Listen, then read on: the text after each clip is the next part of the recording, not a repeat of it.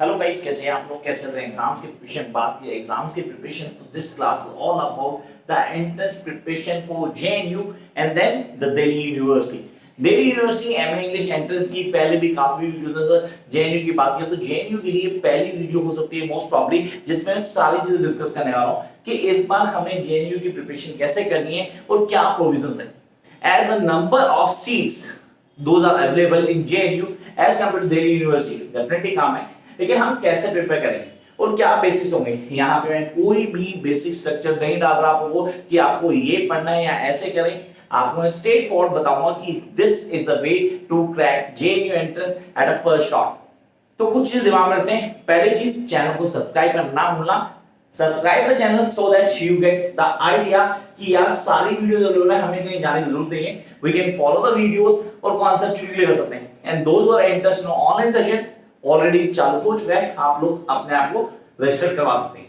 Let's start the basic. The first thing जो दिमाग में आती है, जेएनयू का पेपर क्रैक करना है, how difficult it is as compare to Delhi university. Course content क्या है, पढ़ना क्या होगा, किन चीजों को दिमाग में रखना है।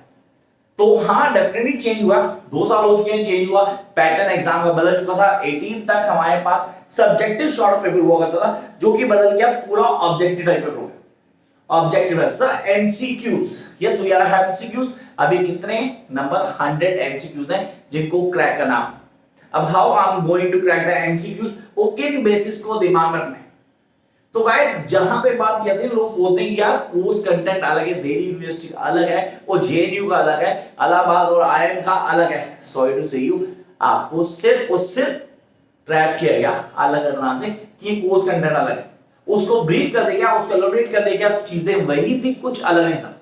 नॉर्मली अगर आप देखते हो तो आपको जेएनयू के लिए सिर्फ 3 चीजें पढ़ने दी जाती है। That is literature in India and rest of the world, second literary and culture theories and the third criticism. अब इन 3 चीजों को अगर मैं एलोबरेट करता हूं, मैं ढंग से बताने की कोशिश करता हूं कि that what are the basic things that we guys need to study, तो हमारे पास ये सारी चीजें कवर हो जाती। अगर मैं इस कोर्स कंटेंट को मैच करूंगा दिल्ली यूनिवर्सिटी से बाकी किसी भी इंपॉर्टेंट यूनिवर्सिटी से, तो कोर्स कंटेंट ऑलमोस्ट सेम हो जाएगा गाइस, कुछ भी अलग नहीं। हाँ, पढ़ने का तरीका डेफिनेटली इंपॉर्टेंट है, जो हमें क्लियर करना है। Those who are not from the background of English, they need to start up right now, and those who have a background of English honors, उनके लिए थोड़ा सा easy है as compared to them, लेकिन they need to start now. This is the right time for your entrance examination. तो यहाँ पहले clear करते हैं कॉन्सेप्ट क्या हमारे पास, किन चीजों लेके चलना है। जब बात करते हैं literature in India and rest of world, rest of world में आपको ब्रिटिश इंग्लिश को पढ़ना पड़ेगा गाइस, क्योंकि ओरिजिन वही है हमारा इंग्लिश का।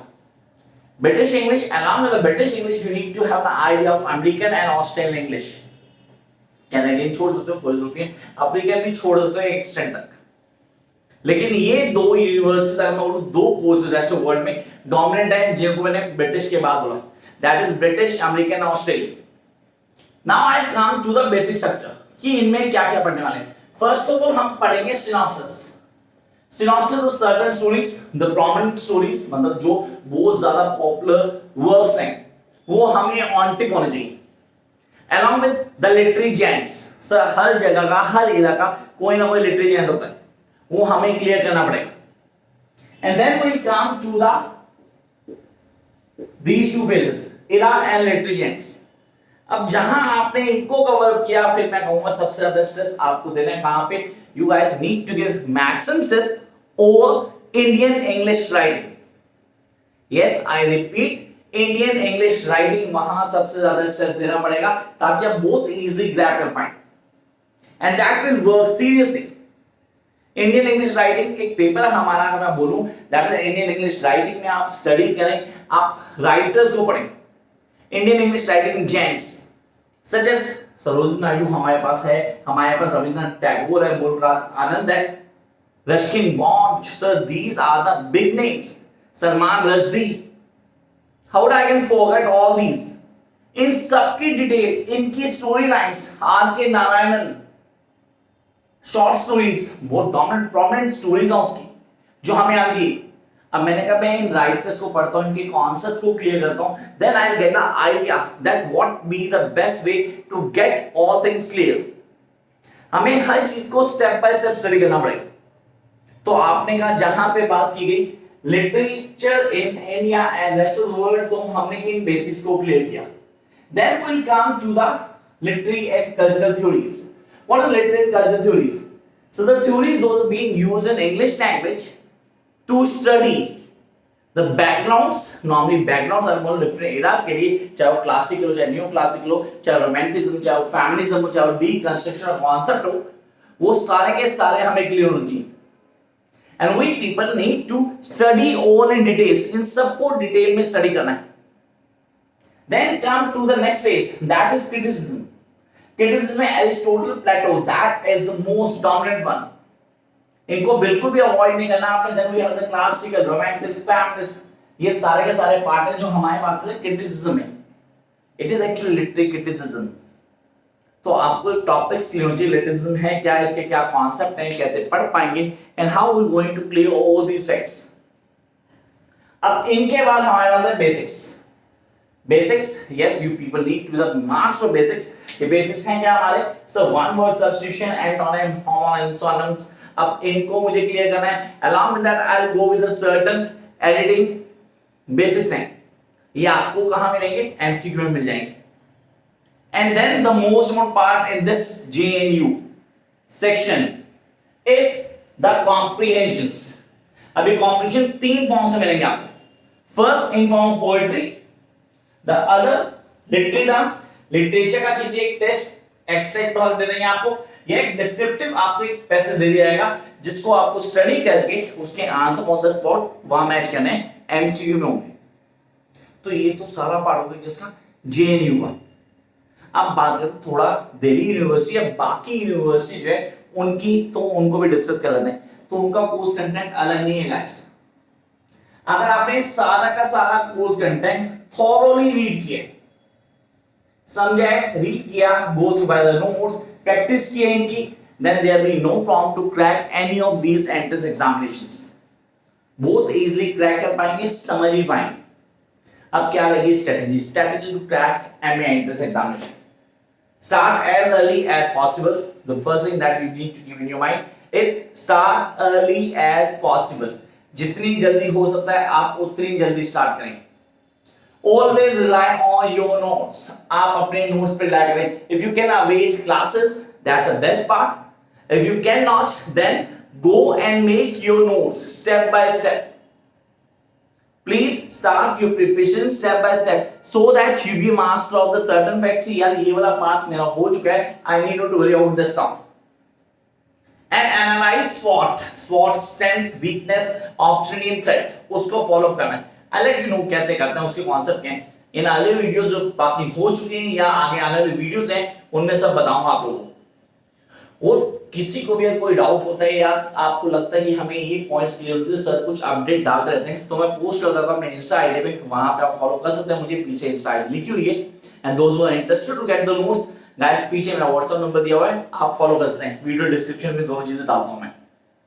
Then come to next point कि हम स्टेप बाय स्टेप चलेंगे. Start as early as possible. Third point, make your own notes. I repeat, make your own notes that make everything here. When I start making my own notes, तो मैं अच्छी से perfection से चीजों को समझ पाता हूं. And I know how to crack the paper. Paper crack करने के लिए मुझे जरूरत से ज्यादा एफर्ट नहीं करनी. I need to be selective. मुझे कॉन्सेप्ट को क्लियर करना है कि पेपर क्या आता है, और याद रखें प्लीज प्रीवियस ईयर के पेपर्स को लेके एनालाइज करें. It's always good to analyse the previous year papers. They always work for you. ऐसा नहीं है कि previous year papers question repeat होते हैं, डेफिनेट नहीं होते, लेकिन आपको एक आइडिया हो जाता है that now you do have the glimpse in your mind कि पेपर ऐसा आता है, ये पैटर्न है, और उसको बहुत इजीली डील करेंगे. And that what I really want from your side कि आप इसको फॉलो करें. प्रीवियस ईयर पेपर और तो प्रीवियस ईयर पेपर नहीं मिल रहे, आपको लगता है कि हमें नहीं मिल रहे, तो कोई प्रॉब्लम नहीं है. मार्केट में बहुत सारी बुक्स अवेलेबल हैं जो प्रैक्टिस करती है, पूरी की पूरी मॉक टेस्ट सीरीज दे देती हैं आपको. वो मॉक टेस्ट सीरीज दें एंड स्टार्ट योर प्रिपरेशन. अब कई लोगों को दिक्कत है सर, मॉक टेस्ट सीरीज उठाई, हमने पढ़ना शुरू किया, हम कर ही नहीं पाए. मतलब मैंने क्वेश्चन किए, सारे के सारे गलत हो गए. How would I be confident about it? तो मैं आपको एक ट्रिक बताता हूँ, छोटी सी कई स्टूडेंट्स को बोलता हूँ फॉलो कीजिए। सबसे पहले क्या करना है, कोई भी मॉक टेस्ट उठाओ, उसके आंसर्स पीछे दिए होते हैं, अभी फिलहाल आंसर्स नहीं देखना है आपने क्या करना है, पूरे आंसर्स को रीड करना है तसल्ली से, आंसर को गलत बताओ, पेपर को, पूरे पेपर को तसल्ली से रीड करना है। Now it's your time to mark the right answers. जो भी आप बोलते हैं, यूज पेंसिल गाइस हियर।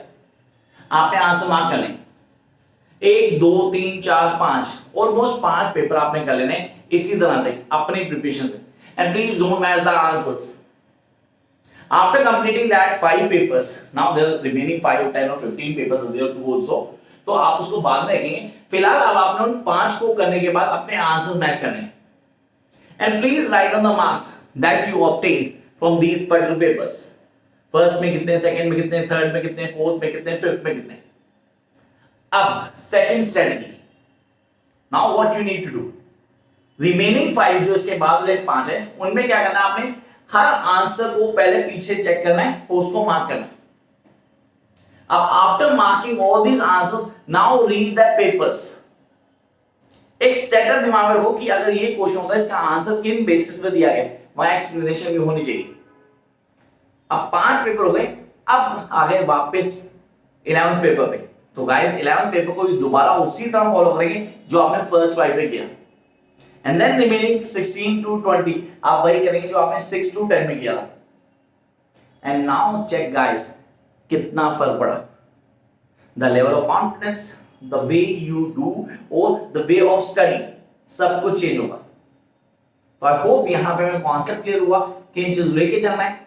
बाकी आपको पता क्या करना है, just like, share and subscribe. Bye guys.